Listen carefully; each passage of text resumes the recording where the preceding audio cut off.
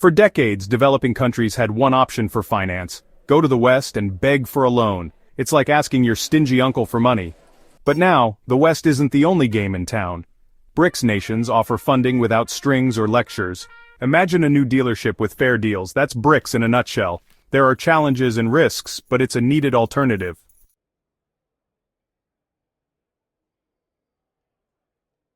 BRICS is shaking things up with its own development bank, the New Development Bank, or NDB. Another bank? How original. But hold on, this one's different. Unlike the World Bank and IMF, the NDB gives developing nations a voice. It's funding projects that matter: infrastructure, sustainable energy. The NDB is new, but its potential has people excited.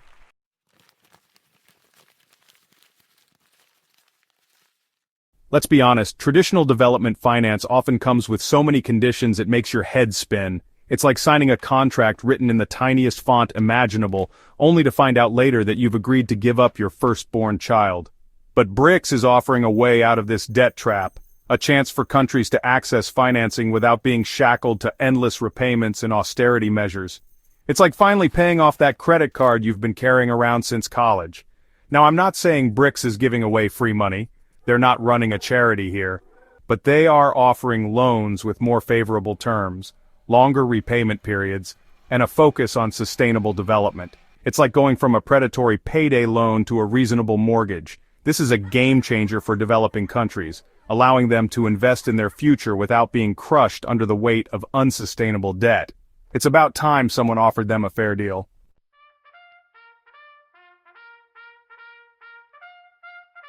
Let's face it, in the grand geopolitical theater of the world, size matters. And when it comes to economic clout, BRICS is packing some serious weight.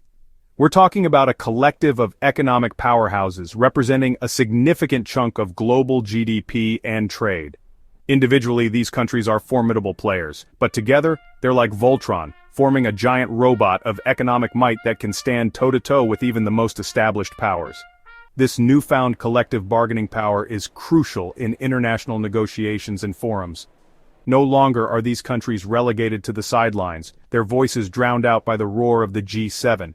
They're now at the table, driving the conversation and making sure their interests are represented.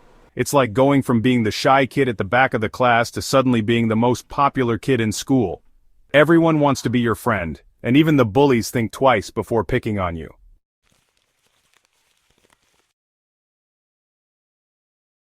Remember that time you tried to negotiate a raise by yourself and your boss just laughed you out of the office? Yeah, that's kind of what it's like for individual countries trying to stand up to larger, more powerful nations. But when you band together with your fellow disgruntled employees and threaten to walk out en masse, that's when things start to change. Suddenly your boss is sweating and offering you free coffee. That's the power of a united front, and that's what BRICS brings to the table. By presenting a unified voice on issues like trade, climate change, and global finance, they can exert significantly more pressure on the international community. It's like the old saying goes, the squeaky wheel gets the grease, and BRICS is a whole chorus of squeaky wheels demanding attention and forcing the world to listen.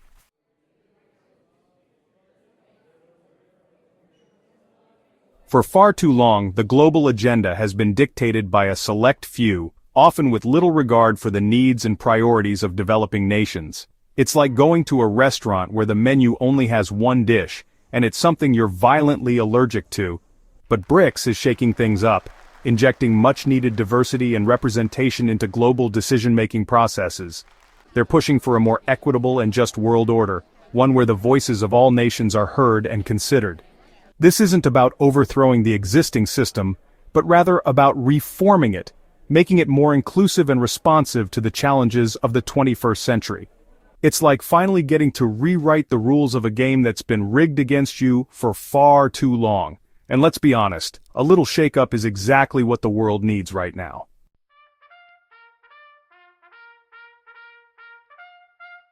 So you've joined BRICS. Congratulations, you're now part of an exclusive club of nations rewriting global economic rules.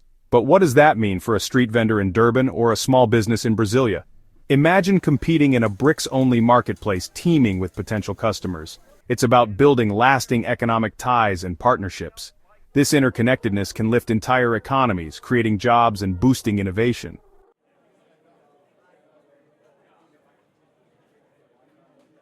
Now we're not naive. We know that increased trade also means increased competition.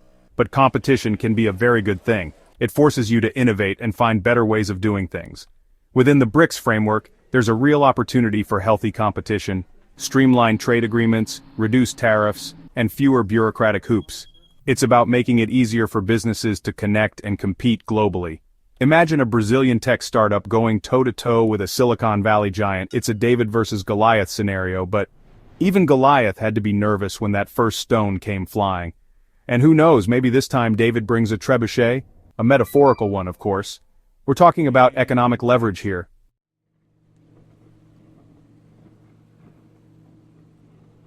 But it's not just about trading goods, it's about investing in each other's futures. Think joint ventures, infrastructure projects, and research collaborations that span continents and disciplines. Imagine Chinese high-speed rail lines crisscrossing the African continent, or Indian pharmaceutical companies partnering with Brazilian researchers to develop life-saving drugs. This is about pooling resources, sharing expertise, and building an economic powerhouse that can stand shoulder to shoulder with any other bloc in the world. Because the truth is, the global economy is changing. The old order is being challenged and emerging economies are demanding a seat at the table. BRICS isn't just about adapting to this new reality, it's about shaping it. It's about creating a more equitable, more sustainable, and more prosperous future for all its members. It's about showing the world that there's a new kid on the block. And they're not just here to participate, they're here to lead.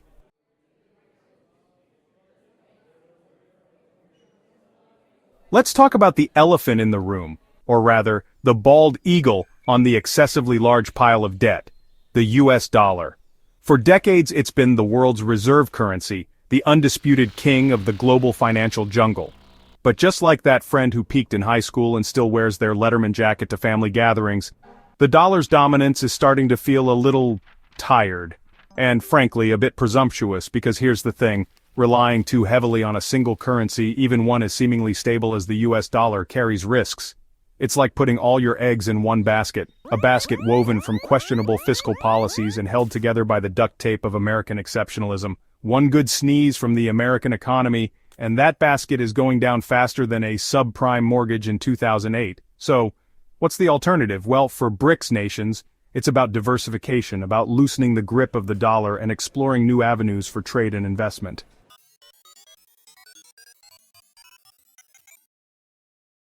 Imagine a world where trade isn't just in US dollars, but in a basket of currencies like the yuan, rupee, ruble, and rand. This isn't about abandoning the dollar, but creating a more level playing field. It's about giving countries more flexibility in managing their economies.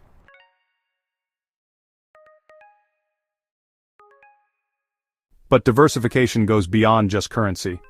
It's about building alternative financial systems, systems that are less reliant on Western institutions and more aligned with the needs of developing economies. We're talking about institutions like the New Development Bank, a BRICS-led initiative that aims to provide an alternative to the World Bank and the IMF. These institutions, while well-intentioned, often come with strings attached, conditions that can sometimes hinder rather than help developing economies. The New Development Bank, on the other hand, offers a different approach, one based on partnership, mutual respect, and a recognition that one-size-fits-all solutions rarely fit anyone particularly well. It's about providing developing countries with access to the financing they need, without forcing them to adopt policies that might not be in their best interests. It's about creating a more equitable and just global financial system, one where everyone has a chance to succeed, not just those who happen to hold the purse strings.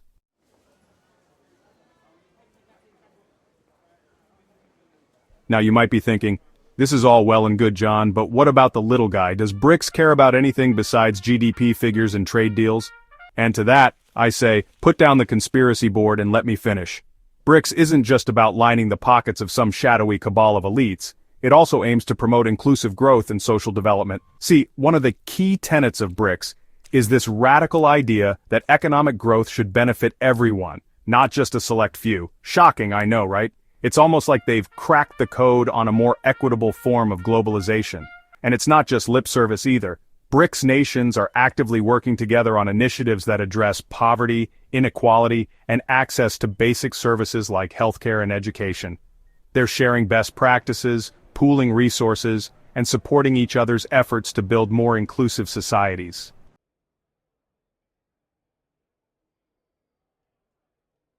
Now I know what you're thinking. John, are you saying these countries are just giving each other handouts? And the answer, of course, is no. That's just not how BRICS rolls. Instead of just throwing money at the problem, they're focused on creating sustainable solutions. Think of it more like a helping hand, not a handout. BRICS nations are working together to empower developing countries to take control of their own destinies.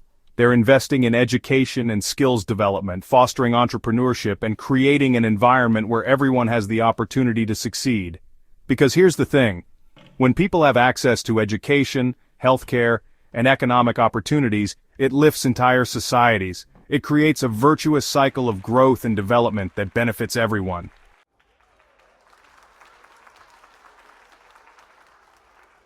Now let's not get ahead of ourselves. Building a more inclusive and equitable world is a marathon, not a sprint. And BRICS, like any international organization, faces its fair share of challenges. There's still a long way to go in terms of addressing issues like income inequality, gender disparities, and access to basic services. But the important thing is that BRICS is actively engaged in finding solutions and making progress. And that's ultimately what makes BRICS so intriguing. It's not just about economic power, it's about using that power to create a more just and equitable world for all.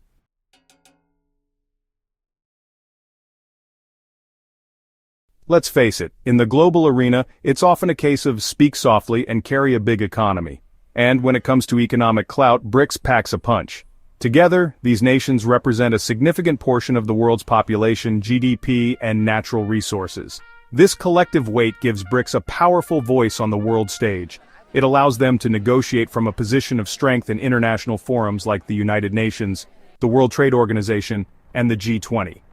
And let's be clear, this isn't about ganging up on the West or creating some kind of anti-Western bloc.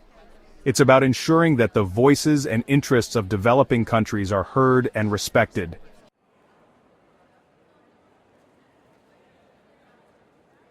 For too long, the global order has been dominated by a select few wealthy nations. BRICS is challenging that status quo by advocating for a more multipolar world, one where power is more evenly distributed. They're pushing for reforms to international institutions to make them more representative and responsive to the needs of developing countries. They're also working to create alternative platforms for dialogue and cooperation, like the BRICS New Development Bank and the Contingent Reserve Arrangement.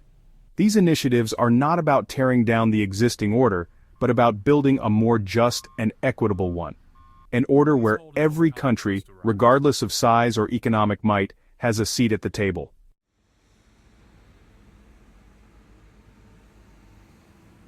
Now, let's be realistic. BRICS isn't a monolithic bloc with identical views on every issue. These are diverse nations with their own unique histories, cultures, and national interests. But what unites them is a shared commitment to multilateralism, to working together to address common challenges, and to building a more just and equitable world order. And in a world increasingly defined by division and uncertainty, that's a powerful thing indeed.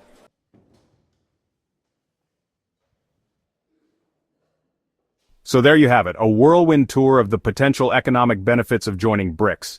Is it a perfect solution to all the world's problems? Of course not. Are there challenges and uncertainties ahead? Undoubtedly. But one thing's for sure.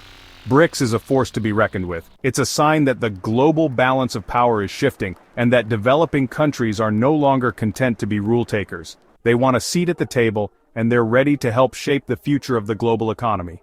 Thank you for watching. If you found this video informative and engaging, please share it with your friends, like, and subscribe to our channel. Don't forget to leave a comment below with your thoughts on BRICS and its economic benefits. See you next time.